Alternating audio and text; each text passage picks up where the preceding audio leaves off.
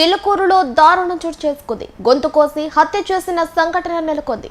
చిలుకూరు గ్రామానికి చెందిన అచ్చి ప్రవీణ్ కుమార్ కుటుంబానికి, వడ్డెరపాలెంకి చెందిన బండారి మన్నయ్య కుటుంబానికి మధ్య పాత తగాదాల నేపథ్యంలో ప్రవీణ్ కుమార్ ను గొంతు కోసి హత్య చేశారు. హత్య అనంతరం ముద్దాయి మన్నయ్య చిలుకూరు పోలీస్ స్టేషన్ లో లొంగిపోయాడు. చిలుకూరులో దారుణం, గొంతు కోసి హత్య. చిలుకూరు గ్రామానికి చెందిన అచ్చి ప్రవీణ్ కుమార్ కుటుంబానికి, వడ్డెరపాలెంకి చెందిన బండారి మన్నయ్య కుటుంబానికి మధ్య పాత తగాదాల నేపథ్యంలో ప్రవీణ్ కుమార్ ను గొంతు కోసి హత్య చేశాడు. చిలుకూరు పోలీస్ స్టేషన్ లో లొంగిపోయిన ముద్దాయి మన్నయ్య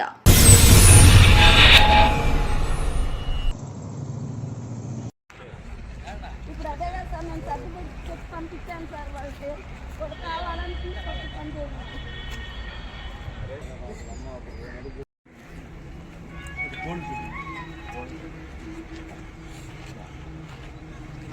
చిలుకూరులో దారుణం, గొంతు కోసి హత్య.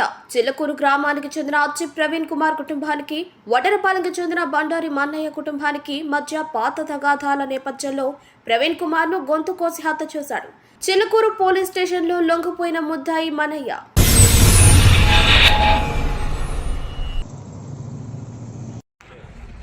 ఇప్పుడు అదే కదా సార్, నేను సర్టిఫికేట్ చెప్పి పంపించాను సార్. వాళ్ళకి కూడా కావాలని తీసుకొచ్చి పనిచేయాలి.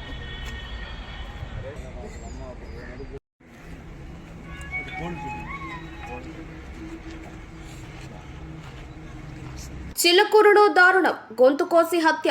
చిలుకూరు గ్రామానికి చెందిన అచ్చి ప్రవీణ్ కుమార్ కుటుంబానికి, వడ్డెరపాలెంకి చెందిన బండారి మన్నయ్య కుటుంబానికి మధ్య పాత తగాదాల నేపథ్యంలో ప్రవీణ్ కుమార్ ను గొంతు కోసి హత్య చేశాడు. చిలుకూరు పోలీస్ స్టేషన్ లో లొంగిపోయిన ముద్దాయి మన్నయ్య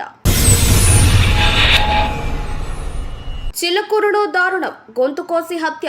చిలుకూరు గ్రామానికి చెందిన అచ్చి ప్రవీణ్ కుమార్ కుటుంబానికి, వడ్డెరపాలెంకి చెందిన బండారి మన్నయ్య కుటుంబానికి మధ్య పాత తగాదాల నేపథ్యంలో ప్రవీణ్ కుమార్ ను గొంతు కోసి హత్య చేశాడు.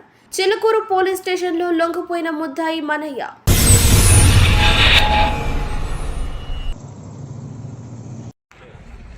ఇప్పుడు అదే కదా సార్, నేను సర్టిఫికేట్ చెప్పి పంపించాను సార్. వాళ్ళకి కూడా కావాలని తీసుకొచ్చి పనిచేయాలి.